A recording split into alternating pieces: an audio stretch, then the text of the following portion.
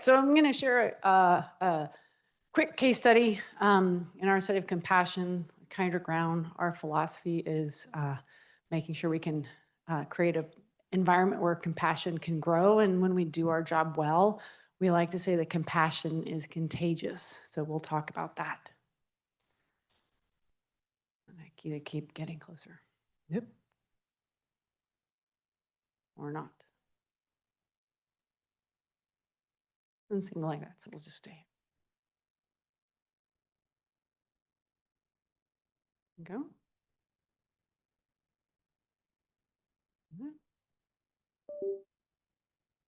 Ah, it's not plugged in. When all else fails. All right, so this goes back to our idea of thinking about change as being short-term or more sustained, and that's the idea of when we actually get folks to start. I think of compassion as a muscle, and so we need to do muscle memory, and so when we keep practicing it, then it becomes a habit. So we want to create a habit of compassion on the farm. Again, just grounding ourselves in our core ideas that better is better. We need to give farmers permission to believe that something can work and can be different, working from the ground up instead of the top down. And again, the idea is we want to create change that outlasts corporate and legislative chaos. And so this is a study about meeting folks where they're at, which I think we need to do. And so this actually started with an on-farm project where an AI company or a tech company came to us and said, we have this really cool technology that we can identify lame cows, right? So in dairy, lameness is a huge problem. So about on average, 25% of our dairy cattle at any given time are lame. So it's a huge problem in the dairy industry. And part of that challenge is being able to identify lame cows. And so this company came to us and said, hey, we have this cool technology, you want to try it out? And we started working with a farm, and he was very interested in it because he wanted to address lameness, he wanted to tackle it. We'd done several things to try to sort it out, and he said, let's do it. Now the challenge was, we put it in, all excited, we put it in, and we had it in for several months. And as we looked at the results, it wasn't doing what it was supposed to do. And when we talked to the guy who was responsible for the hoof trimming, he would say, I don't like it. It's not working. I'm like, okay, what's going on? And so as we looked at the data, we'd see that he wasn't using the data.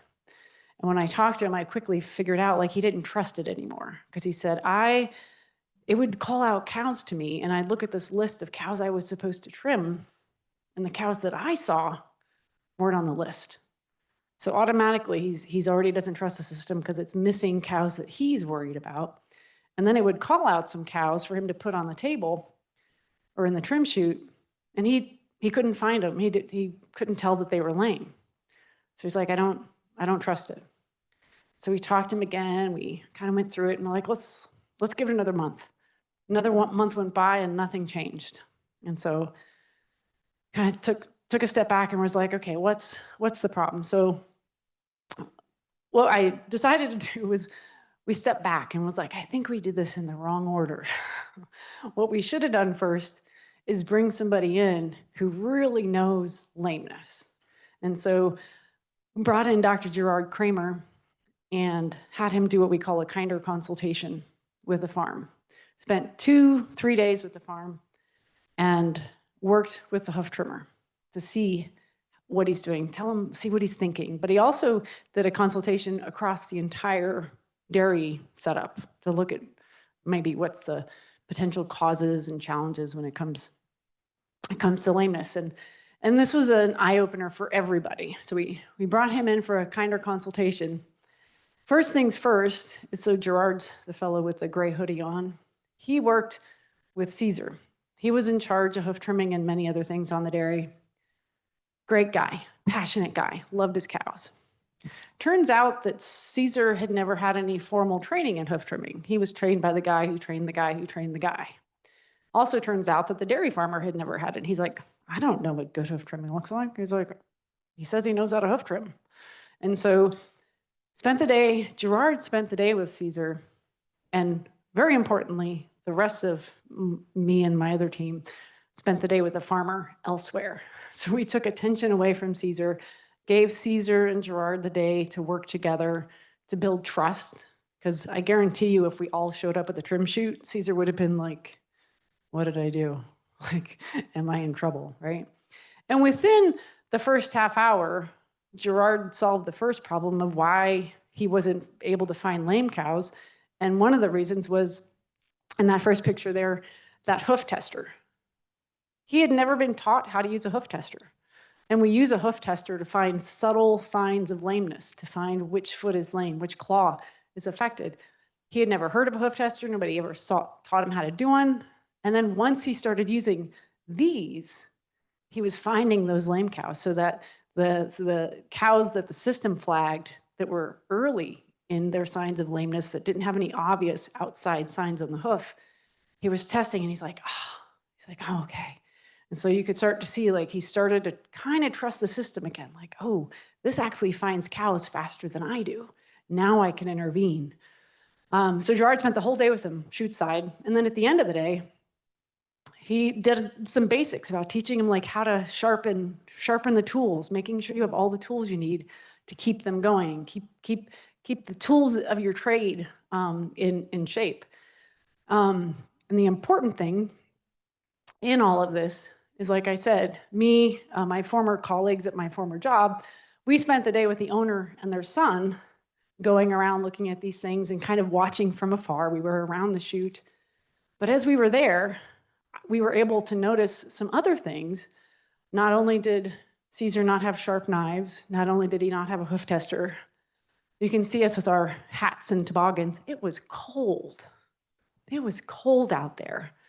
Caesar had to stand on this concrete floor by the chute 8 hours a day, 10 hours a day, when it was freezing or when it was hot, right? So he also, when we taught him how to sharpen the knives, we learned that he had to walk all the way to the maintenance shed in order to sharpen his knives. So he's like, well, I sharpen them sometimes, but it's kind of a pain because I got to go over there and I got to change the wheel because it's not the right grinder. So at the end of the day, we could talk to the dairy owner and say, listen, if we want Caesar to do this really well, we need to make sure he has the time, right? So let's not make sure he's got other things to do that day, but let's make sure he has the right equipment. Let's also make sure he's comfortable, right? So what we talked about and what we're still in the process of installing is we bought him some overhead heaters so that in the winter, he's not freezing, right? So that he can be comfortable and so he can do his job well. We're also laying down mats. So the dairy is putting in rubber where the cows are standing. But we asked, well, can we put rubber where Caesar has to work? Can we make sure that Caesar has a comfortable day? And then one of the best parts about this is when I brought to Toon, who's the dairy farmer, I said, Toon, what do you think about putting up some heaters and some fans and let's put some rubber floor for Caesar so where he's working? And he said, I think Caesar would probably rather have a radio. And I was like, okay. And so he went up to Caesar and said, he's like, Caesar, what would you rather have? Speakers and a radio or fans and a heater? And Caesar said, it's like, why can't I have both? And Toon, honestly, he's like, man, I felt like such a jerk. He's like, yeah, you can have both. He's like, we'll get you a speaker, we'll get the fans. And so today, the fun part about that is that has since evolved into what we call our Kinder Hoof Care Academy. So working with that farmer, working with Gerard, they both saw a need where Toon said, he's like, I can't believe how much better Caesar is. He's confident. He knows what he's doing. He's like, but where else are we going to do this? Like, I don't know where people go to get trained. He's like, I can't do it. And Gerard saw that same need.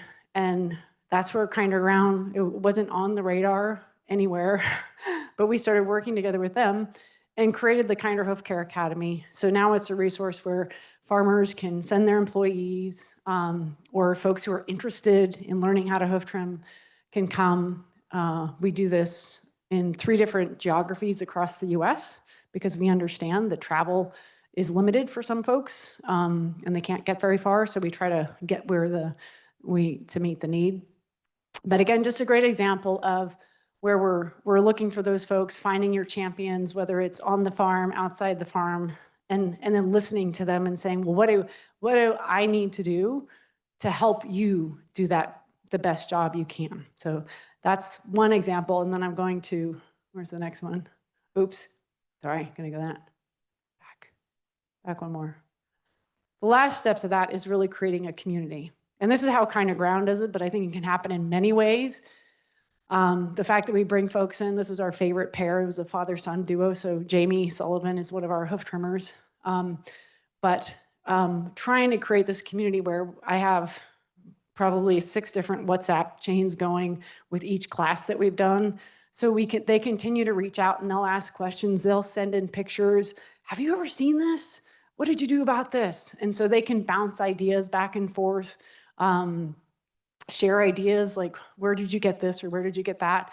And now we've started the advanced training session where they meet up once a month virtually. So we've kind of created this continual learning community where they can chat and ask questions, whether we've had discussions around like cow flow and how better to design the system. The last discussion we had was actually around hiring. How do you screen your employees? How do you train? Where do you find your folks? And so it's evolved into an amazing experience for me personally, but I think one of our better examples of compassion being contagious when you set it up the right way. And this is our last one I'll just share with you that we've been working on. I think Kate mentioned the pig brushes. This was I think our best study in contagion, because this originally was a farmer that we did a project with that was with feeding baleage to sows. And as we were talking, we had a farmer dinner. So we brought all the farmers in from the community. And he saw, I was showing him something on my phone, and I whizzed by a picture of that cow with a brush. And he had asked me, he's like, do you think pigs would like brushes? And I was like, I think your pigs would love brushes, because we see them scratching on the wall. We see them scratching on gates. And everybody told us they wouldn't work. And so we decided to give it a try. I'm not advertising. We decided to give it a try because we thought, well, I don't know, let's see. Because people told us the pigs will tear them apart. They're going to do this, they're going to do that, or they just won't use them. Turns out the pigs love them, right? But another idea of compassion being contagious, because now we have about 5 farmers who are excited to try brushes in their facilities because we want to try them out in different barn styles, different setups. As you saw in my previous talk, was the idea that farmers learn better from other farmers. So it doesn't matter if I think pigs need a brush. All of the other farmers in the community, when we brought them in for a dinner, heard Marcel talk about the brushes, and now they're more than happy to give it a try. So that's my lightning round case study for you. And then I lost my, oh, are we good? I'll let you watch pigs again. Oh, good. Awesome. Everybody wants to watch. Next one? Yeah, I know they will.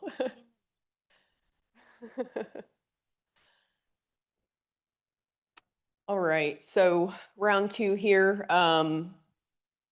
As I said in the talk this morning, I'm going to be talking about a couple transportation case studies. Actually, 3 real scenarios that happened to us this year where we had to balance a couple different priorities in order to make the right decision. So expressing a little bit of vulnerability here of these things actually happen to us, and we can discuss at the end. So I talked a little bit about the importance and the scope of transportation in the talk this morning, just speaking to the fact that transportation is a core part of our business, and we transport hundreds of millions of pigs per year.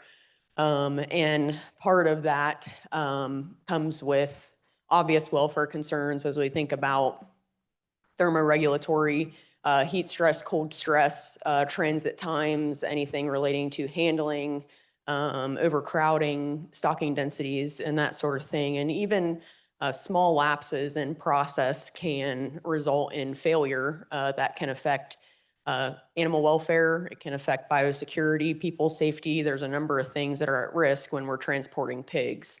And so the crux of my talk is going to kind of rotate around these 4 key priorities: public perception, animal welfare, people safety, and biosecurity.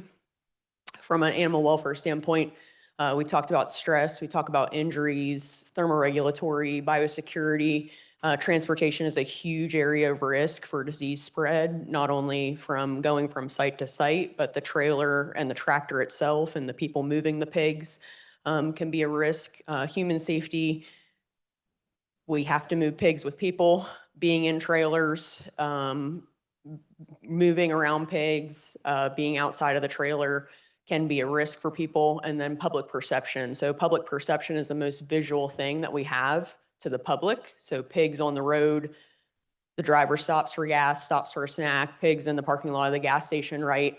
But as you guys will see in my case studies, there's other areas of public perception when it comes to transportation, when we have lapses in process that can affect public perception. So I'm not going to talk about any of the normal welfare concerns when it comes to transportation. We're going to talk about when wean pigs fall off a truck. And you may look at me and say, when does that happen? It happens. So pigs falling off the truck on an interstate, on a county road. We're going to talk through what happens during those scenarios and what we've experienced in our system. So you may ask, how does that happen? Well, there's a lot of things happening when we load pigs on trucks.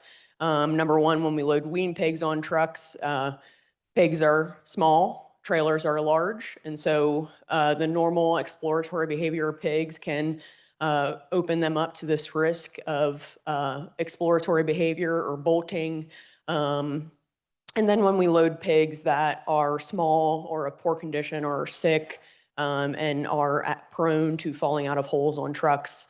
And then facility or equipment error or human error if we forget to latch the back gate and pigs are falling off, which happens, right? So I'm not condoning any of this, not saying that this is right, but usually when these things happen, it's a multifactorial issue.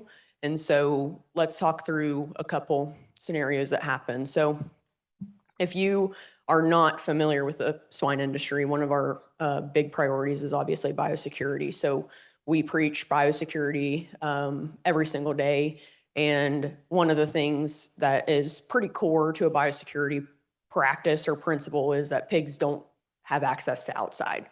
So when we load pigs onto a truck, they have access to the chute, right? Because we're loading them into the truck. But if they were to fall off the chute or come into contact with a farm pad, that would be a breach of biosecurity. So the pig came in contact with the outside world. And so that biosecurity has been breached.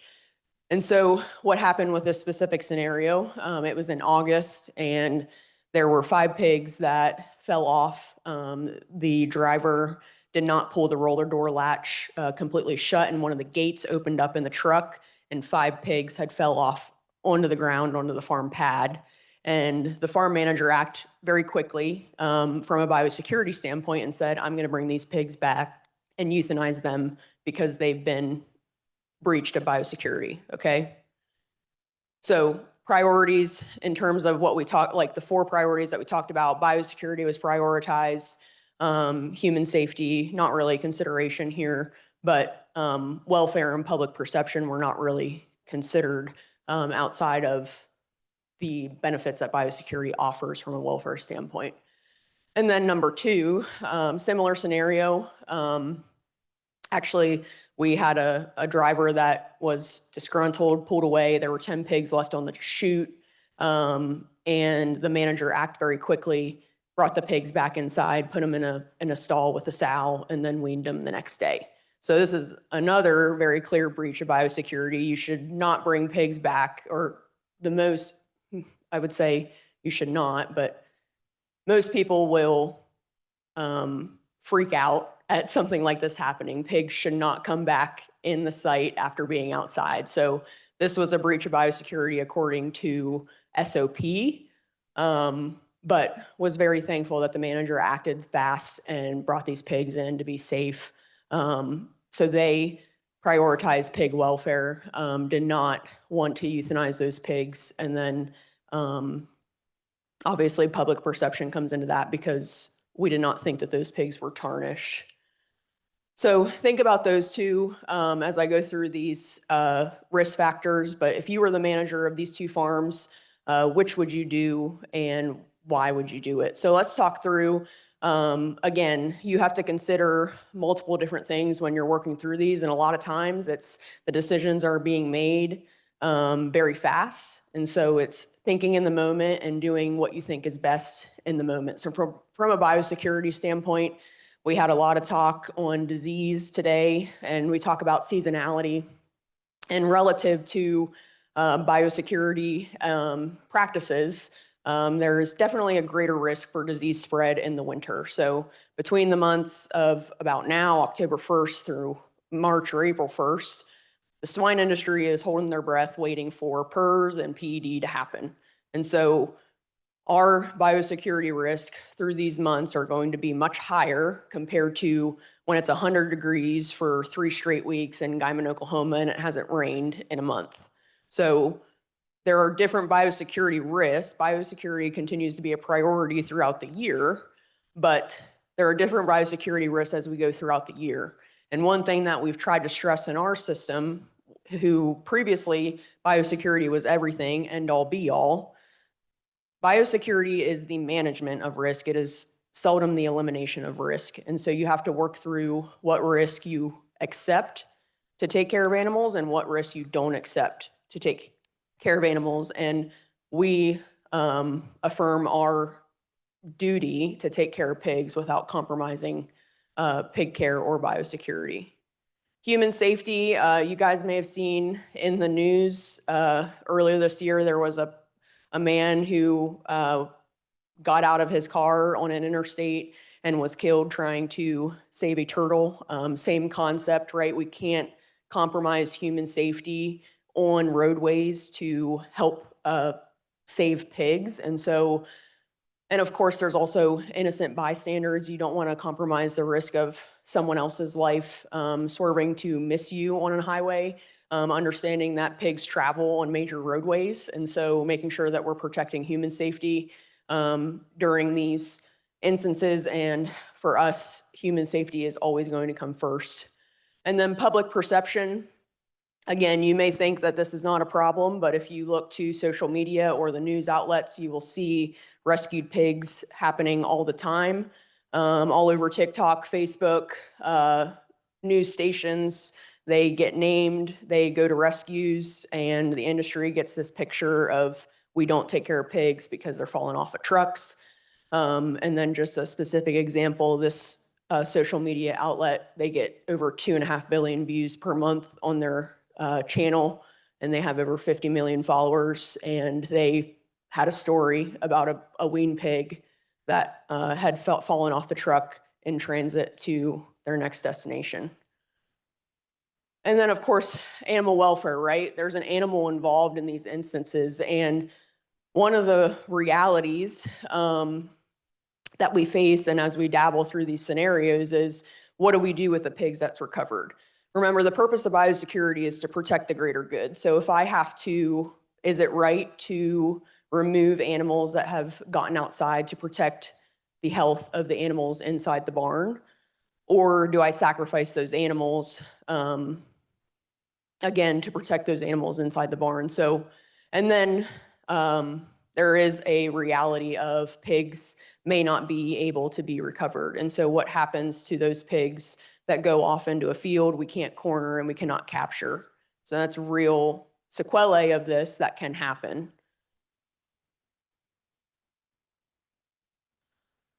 And again, the reality of this, these case studies is transportation is highly visible, and it becomes a negative view for the industry when those pigs are loaded, sick, or compromised again. So this is, by my standard, a pretty good looking wean pig. They don't always look like that. And so if I had a pig that fell off of one of my trucks that's compromised and sick and ends up on the news, how does that reflect on my company and our values with animal welfare? And I would just end just speaking to the comparison of biosecurity and animal welfare. We acknowledge that biosecurity matters in our business, but context does matter. And we're always going to weigh the risk and make decisions based on evaluation of all those risks. So I encourage you to think through those scenarios. And I would say that this is an example that when things go wrong, habits of what your company does when things go wrong is what's going to define you as a company. It's not what's on your SOP. It's not what happens on the day-to-day. It's what you guys do when stuff goes wrong, and things will go wrong. And these are examples of things going wrong. And look forward to getting your feedback. Thank you.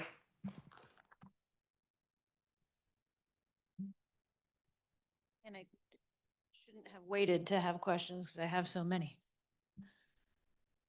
Next up, switching to the feathers again.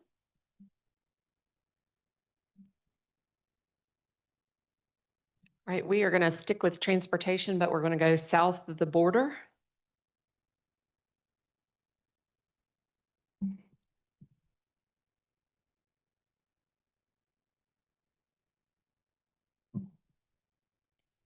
Okay. So this case or lightning round case comes to you from some of my experiences in Central America. So I'm going to give some of you all perhaps your first view and how broilers are caught in other parts of the world. But let's just start from a reviewing standpoint. In the US and Canada, predominantly birds are caught by the legs manually, like you see here, with one leg per bird, usually multiple 3 or 4 birds per hand, depending on the size of the birds and the capability of the catchers and how many birds they're going to be putting in each module. We do see some machine catching. I'm seeing more of that now than we were probably 5 years ago, and that just goes in cycles depending on labor constraints and also the ability to keep those machines working. And they look like a giant sort of combine going through a broiler barn, and the birds are conveyed to the back where they're then placed in the module. So usually we're using moving modules in and out of the barn to the truck via forklift. And those modules are one of 2 types. They either have a flap down door where you put the birds in and then you flap the door up to keep them in, or it's a drawer type system where each bottom layer of the drawer forms the next layer. So where I am doing some work now in Latin America, predominantly broilers are caught and placed into coops. So they call it the body method. You may have heard about this. This is a lot of what's done in Brazil and what I call south of the border. And they catch birds one at a time with the body method, protecting the wings, keeping the wings pressed tightly to the body. And the birds are placed, obviously, feet down, head up in the opening of the coop, or they are caught 2 at a time. So 1 bird per hand, as you see in this, with those center wings pressing on the other bird, and that keeps the bird from flapping. So in this scenario, coops are unloaded and then loaded manually from the barn back to the truck. And I'm going to show you a video of what this looks like. Okay, so first let's look at the body catching. This crew, I think, was doing a fantastic job. For those of you all that are used to seeing birds caught, you're going to look at this and say, is that in slow-mo? It is, it is a bit slow, but they were going a little bit slower than probably normal just because I was standing there with my phone and watching them. But it's honestly a lot slower than what we would see here in the States. So let me see if I can play this. Okay, so each of these guys has a coop. They're putting in a certain number of birds, but they are placing the birds in there nicely. You can see then he's trying to get them in the corners. And when they close that coop, they're doing a really great job making sure they don't have wings, heads, or any body parts that are getting caught there. And as soon as they finish that coop, they close that up, and then they'll have another coop, an empty coop that they put there. There's that coop closing. So they get the right density, put that there, and then they're going to grab another coop. So these guys go all day, just like the crews here, you know, working at least an 8-hour day. In this particular case, they were going to catch half that house. And so they load about 3,000 birds per truck, so it's a whole lot less than what we would load. But that's just the style of trucks. They don't usually use big semis like we do. And again, everything's a coupe. So now I'm going to show you how to get these in and out of the house. So in some cases, folks, the crews are physically picking up those coops and carrying them out of the barn. They then walk out of the barn, put them on the back dock of the truck and load them. But in a lot of the countries that I'm visiting, they use this type of system with a pipe, basically a big PVC type pipe, and they push them along. Usually 3 at a time is the max that we're working on right now with them as far as height of those coops. And so let's see if I can get that video. So you see here, they're pushing them through the barn, out of the barn, and then they're going to get out here. They have this, in this case, a manual ramp where they are pushing them up the ramp. We just heard about not having the pigs touch the ground, so this is the only time the chickens are outside the barn is right there on that. They're loaded directly on the truck. You can see that there's a rebar stripes on the bottom of that truck to help facilitate the movement of those coops onto the truck. And so there are guys there stacking those. They normally stack them 8 high, and then they're 4 across all the way to the back of the truck, and then they close the doors on the back of the truck. So it's a very defined process. The guys are extremely good at it. They work hard, and as soon as one truck's gone, then they're moving on to unload empty coops on one from the new truck and starting the process again. Okay. So welfare strategy, working in Central America, I call it green year-round. When I lived here in Arkansas, and I went south of the border for doing sales and tech work, particularly in Central America or the Caribbean during the winter months, I loved it because it was green, it was warm, and you could you could really enjoy being outside. You know, versus the pictures that we saw from Laura looking at snow and sort of sub-freezing temperatures, these folks are dealing with heat year-round. They tend to have what they call their dry season, where it rains maybe once or twice a week, and then they have their wet season, where it's almost like clockwork. It's raining every afternoon, and they have a lot of thunderstorms rolling through, depending on tropical storms or hurricanes coming through. But they're dealing with heat, so they try to catch early in the morning if they can, just like we do, to try to avoid the heat. But one thing we've done with them is using a thermography camera. For those of you all that haven't used this, you can, instead of buying a big camera, you can actually order this off of Amazon and just plug it into your iPhone. But it's a great way to check for temperature. So when we're talking about bird behavior, we're looking at thermal comfort. Are the birds panting? What are they looking at? We're also using a thermal camera to verify temperature. So the U.S. goal, for those of you all that are not familiar with the National Chicken Council, the minimum standard here in the U.S. is less than a 0.40 DOA at the plant for your average weekly rolling number. This particular producer in Central America has a goal of being less than a 0.15, and this particular operation where I was showing you the pictures and videos is running about a 0.12. However, they're not satisfied with just meeting their company's minimum standard. That we looked at things and we said, okay, what can we do better? So one of the things that I'm working on with them, and I don't have all the answers yet, I tell them I usually have more questions than answers, is what we call mojado de pollo, which is wetting the chickens. All right, so chickens are not totally averse to water like cats maybe. However, they're not going to just stand out in the rain, but we know water keeps them alive. So that's our balance with what can we do here in the U.S. when it's really hot. We usually use a water hose, and we're hosing off the side of a live haul trailer. What they do in this part of the world is they actually have sort of an arc instead of a sanitary arc. It is a water arc, and so the trucks go through that, and we're wetting the birds from the top all the way down, and then that truck starts moving.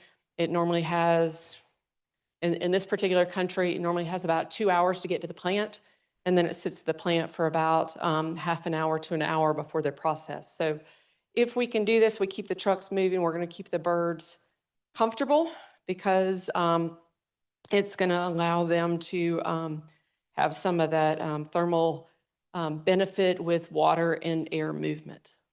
Okay. So trying to figure out exactly what that plan should be, how much do we wet the birds, how long do we wet them, what's the most efficient way to do that, balancing that with sustainability, with environmental concerns, and then from a safety perspective is a big project that we're working on right now. But let's talk about what the issue is. Again, their DOA numbers are great. But when I was just down there recently, we said, what else can we look at? Let's go ahead and start monitoring, measuring, and managing some data. So we know the data that they have is really good from a DOA perspective, but we said, let's try to reduce some transport risks, particularly with bird loss. They don't have a lot of issues with bird loss right now. But then the image, particularly from the public standpoint, when they're moving these birds through the city to get to the processing plant, that's where we want to worry about that public perception and image. Since it is a very, very manual process, they also said we want to reduce our human risk potential and make sure that our people are being safe, both at the farm, transport, as well as at the processing plant. So they also wanted to work on their commitment. So I'm working with them on building an animal welfare program, and very interestingly, it's being led by the vet team and the QA team, but they also have an entire team dedicated to continuous improvement. And so I meet with these folks regularly, and they said, you know what, it's not just us. We've got to involve HR. We've got to involve IT because they're going to build a dashboard for us. We've got to talk to environmental and health and safety, sustainability. We've got to involve all these folks if we are going to make a difference, if this is really going to make an impact, not just in one country, but in all 4 countries where they operate. So they are working on with me on that sort of short-term, long-term strategy budgeting. It's not cheap to try to implement a lot of these things when you think you're doing well, but you start to dig into the weeds and you say, gosh, maybe we can improve, but it's going to cost some money. Just like in the US, a lot of times we're involving contract crews. So the really interesting thing has been when I've been down there for training, the supervisors of those contract crews are coming to the training when we're doing welfare training in person and out in the field, because they've said, hey, we are part of this process. We want to help this company improve. And we know that if we are involved, we can make that catching process that much better. So communication is key, building those relationships, and then again, progress over perfection. And the last thing, this particular company that I'm working with, they are one of the biggest poultry producers in Central America. They have one of their 4 countries where they are starting to have external audits. So they know that the supply chain is starting to look at what they're doing, how they're doing it, and they are trying to get ahead from their brand transparency as well as supply chain transparency. But again, we're looking at, okay, what can we measure from a calibration standpoint across the different 4 countries to try to make sure that we're measuring the same thing, and we are going to actually be able to show how we're improving. Okay, so the concern, we started looking at coop condition in particular. In the last visit I was down there, we said, hey, DOAs are great. We're not seeing a lot of injuries. A lot of that's due to the way we're handling the birds. It's great how the birds are put in coops. We're not seeing the wing or the leg bruising.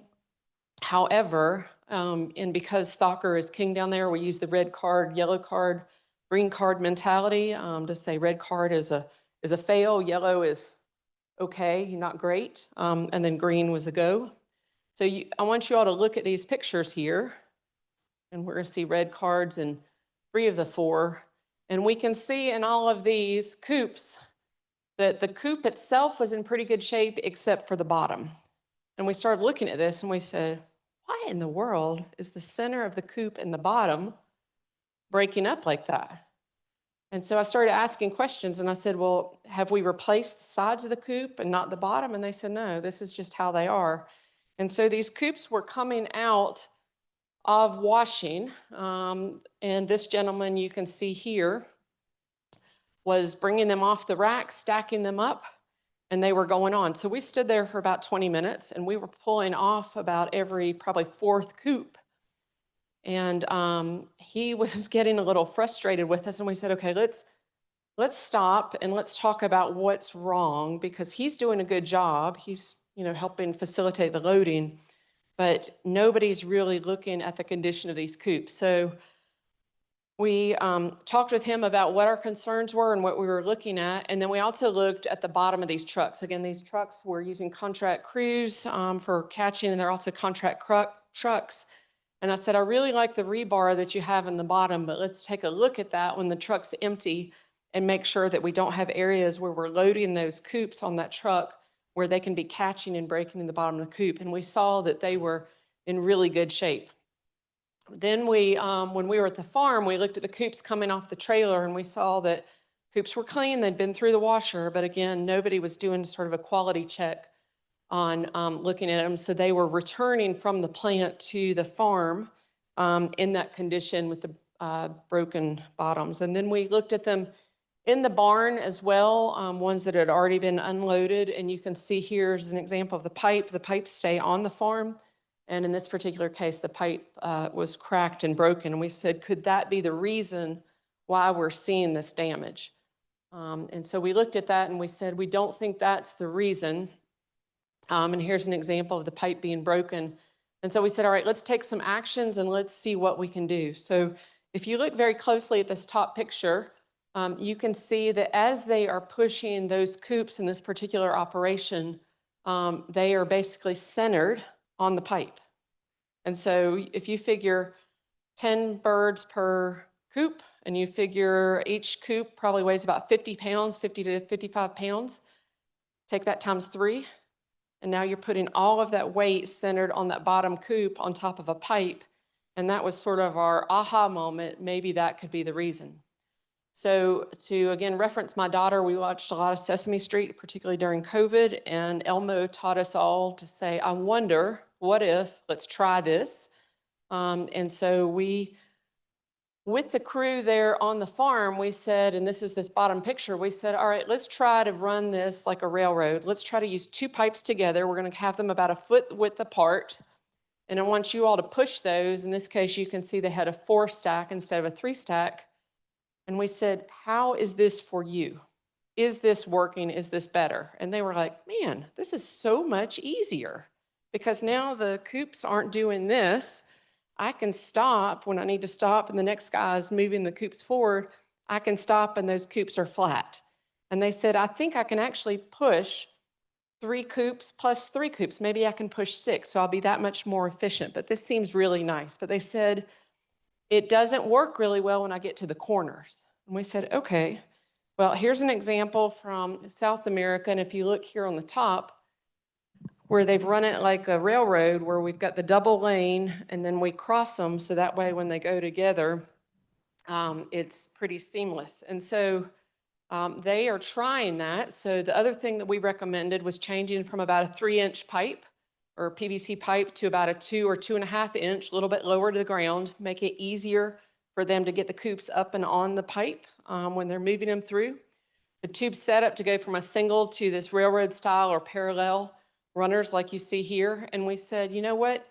Let's think about what we've seen in other operations that belong to your same company. Instead of having these open-ended pipes, which can be broken and they're a real challenge for biosecurity because you get all kinds of junk in there, let's go ahead and put a big pipe screw in there like they're using in one of your other operations.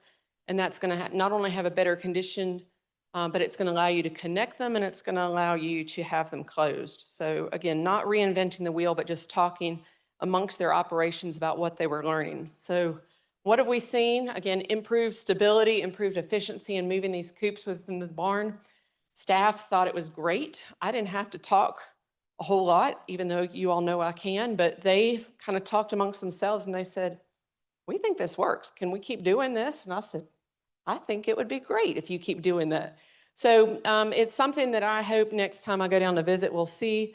Again, we think this is going to help from a pressure point. It's not going to be centered on that specific point on the bottom of the coop. And it's obviously going to be better for human health and safety and also QA. The other things that we've talked about in the wrap-up I recently did with them, sort of short-term, long-term planning, is to really do a quality check of coops. So again, in one of the other countries where they're operating, they have a standard process where they look at about 10% of the coops coming off the truck from the front, middle, and the back. to assess for hygiene and also coop condition, so quality of the equipment. So we talked about implementing that, and then having a system where they flag coops that they consider to be sort of yellow that are problematic, but maybe still okay to put birds in, versus red that they're absolutely not going to use, and they send those empty back on the truck to the plant to say to the plant, hey, we can't use these. The other thing that they are doing is continuing to monitor their DOAs, but they're also, we did a calibration with looking at other items. Right now, they're not seeing any of these other KWIs as being problematic, but they know that that's something important to go ahead and measure. And then finally is looking at budgetary needs and trying to quantify their needs. One of the challenges that they have in other countries is just they're dependent on imports. So if they need to buy 60,000 new coops, guess what? They're going to have to come in on a container or multiple containers from overseas. And so you've got the import duties. Now you've got the tariff issues from the US. You've got the time that it takes to get those coops from wherever they are to these countries, and then through customs. So what we're trying to do right now is just looking from a short term to eliminate the really, really bad ones, and long term trying to evaluate not only different types of coops that maybe are easier for them to repair and replace specific parts, but also looking for a longer term strategy on budgeting. So that's what I have.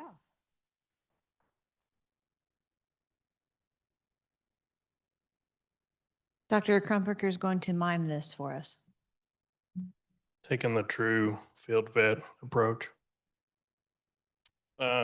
So gonna run through a quick sort of field case study with a bigger picture at the end that kind of ties back into our theme, boots on the ground. So rewind to fall of last year. Of course, Friday afternoon at 3 p.m. Get a call from a service tech. Particular farm with respiratory signs. You guessed it, AMPV. Mortality was 100 the day before, went up to 1,000 that day. Upon arrival to the farm, I was talking with the grower. He was obviously very, very distraught, didn't know if it was something that he had done or anything, and began to walk the house. And first thing I noticed is that the birds were really dirty. Litter was really caked on the front end of the house. At the time, the house was a natural. It was 75, 80 degrees outside, but with swinging temperatures, as we say in Arkansas, in the fall, it was down in the 40s at night. So even though the birds were just let to full house and just got out of the brood half of that house, I figured something was going on at night. The birds were huddled in the front half of the house. And so after walking the back half of the house and going back to the control room, looking at stove run times and temperature history and all that, quickly realized that we were having a heat issue in the back half of the house. And so, I was pretty confident in that, but I knew that this grower was really upset with the fact that he's just lost 1,000 birds, and it was essentially his fault that the stoves were not operational. So this is kind of, what you run into as a field vet is you have to figure out ways to communicate these welfare issues, but you have to know what they go through. You have to know. You have to know that he just lost 1,000 birds, and he's had AMPV the last 2 flocks, and he has tunnel vision from picking up 1,000 birds. He doesn't even know that his barn's getting down to 50 degrees at night in the back half of the house. And so, you know, we troubleshooted the stoves. I stayed and helped, did what I could. We were waiting on a part, so we had some service techs bring out some supplemental heat. You know, and a big thing in a situation like this is you need to set a timeline. Like this needs to be stern, you know, this needs to be done by 8 a.m. tomorrow or whatever. You know, we have the supplemental heat out there now. Tonight we should be okay, but you know, tomorrow not unacceptable. So there's definitely times and situations where you need to be stern if you come across, you know, a welfare, you know, non-compliant situation. But especially with me dealing with contract growers, you know, you have to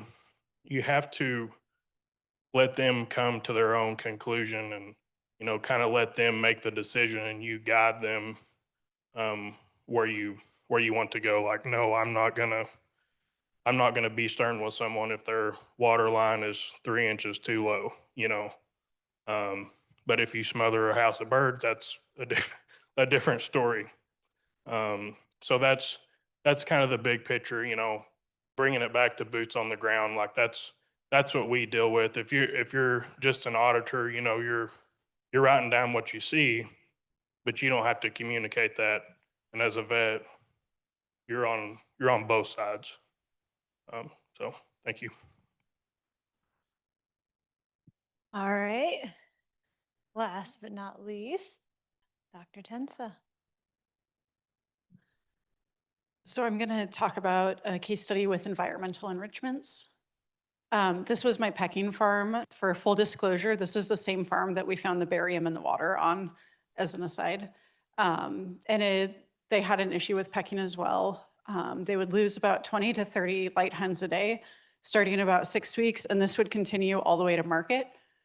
It was a year-round issue, and it had been going on for years. So this was one where the grower came to me with a problem. He didn't want to pick up 30 birds a day for half the flock life. So he wanted a solution. So the interventions, it's a curtain-sided barn. It's older than I am, so we can't do anything about light intensity, duration of light. We've got the lights on, but natural daylight is more than that. The only intervention that worked for him was running salt through the medicator, and he would run 2 to 4 cups, sometimes 5 cups per gallon of salt. To put that in perspective, most of our farms run 1 cup per gallon of salt. So he said, I know when it's too much because birds start to die of sodium toxicity. And I was like, that's a problem. Let's see if we can find anything to get you away from sodium toxicity versus pecking mortality. And with that, mortality would decrease, but it wouldn't return to the 0s and 1s that we would expect to see in a healthy flock. And so I knew about pecking stones and said, let's run a trial. If you're willing to put them out, you're willing to do the work, let's bring in some pecking stones and see what they do. There are 2 types that I know of. One's a really hard pecking stone, and the other one is more of a molasses-based block where you can see kernels of grain in it. And so we decided to use this molasses-based stone on the farm. And our trial design, really simple. Does putting pecking stones out reduce our mortality? It's a yes or no. I didn't quantify how much mortality needed to reduce by, just wanted to see it go down. We added about 1 block per 1,000 hens because that was kind of what people recommended. And it's a lot easier to calculate 1 per 1,000 than 1 per 750. Really simple math there. And then unfortunately, due to the timing of receiving the shipment, we put the blocks in after the mortality start. And so it was really one of those, if we put the blocks in, will mortality come down? And these are kind of what the blocks look like. This is a younger flock than what we put them in, but you can see the kernels of grain and wheat and barley in there. And then it's a molasses based. And so even these small poults can really get at them and work them down. And again, I don't know what I did. but you could see in those pictures that the birds really do eat it all the way down. And some of our flocks will just eat it and we'll have to go in and replace it. And some of them will just kind of eat it down to this. And so the outcome, we put the blocks out, and then by the next morning or the morning after, our mortality really did drop to zeros and ones. And so for the grower, this was a great success. And he's like, even if I have to put more stones in twice a flock, 3 times a flock, I have my livability. I'm not carrying out 30 birds a day. I don't have to compost this much mortality. So he was really happy with it. And with that success, like other people have saying, your best advocate is the farmer. And so he talked to other farmers, and now our other farmers said, I really want to try pecking stones. I think it'll help with my pecking problem. We've continued to use various molasses-based pecking stones that are available commercially. All of them work to a certain extent. The grower does have some preferences. Just some of them fall apart a little bit more. Some of them might be the color of the shavings, and so he's not as interested in those. And then in my experience, the turkey hens really aren't interested in those hard stones that we use in the layer industry, whereas the layers prefer the hard stone and would rip and eat through the molasses block pretty quickly. And then this is what I was saying. We have found some stones that were really small. They were about the size of a brick, and the birds really didn't see them, or they'd eat through them so quickly. And then they were also the same color as shavings, especially on a second or third flock where you're reusing them. And so the birds would just run over them and have no idea that they were there. And that's all I've got on this case study.